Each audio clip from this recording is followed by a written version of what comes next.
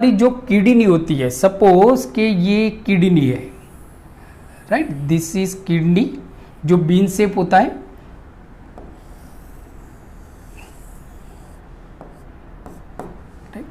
तो ये जो बच्चों रीजन है, ये जो रीजन है बराबर, इसको हम बोलते हैं कॉर्टेक्स, मीन्स के दिस इज कॉल्ड कॉर्टेक्स।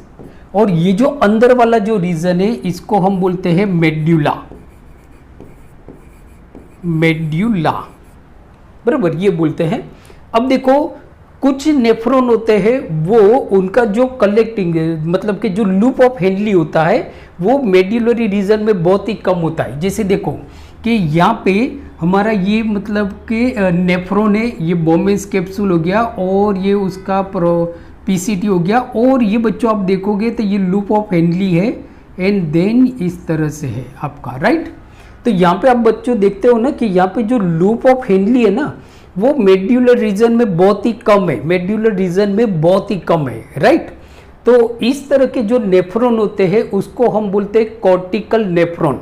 क्या बोलते हैं? Cortical nephron. तो इसको हम बोलेंगे बच्चों कॉर्टिकल नेफ्रॉन, कॉर्टिकल नेफ्रॉन, ठीक है, राइट।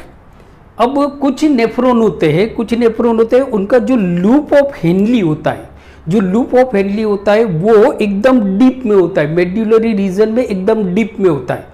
तो इस तरह की जो नेफ्रॉन होते हैं उसको बच्चों बोला जाता है जुक्टा मेड्यूलरी नेफ्रॉन। देखो मैं बताता हूँ यहाँ पे कि ये हमारा मतलब कि बोमेंस कैप्सूल हो गया और ये पीसीटी हो गया, और देखो इसका जो लूप ऑफ हेनली है ना बच्चों, आप देखते हो loop of Henley, loop of Henley आपने देखा ना, तो ये मेड्यूलरी रीजन में ज़्यादा है बच्चों, मेड्यूलरी रीजन में बहुत ज़्यादा है।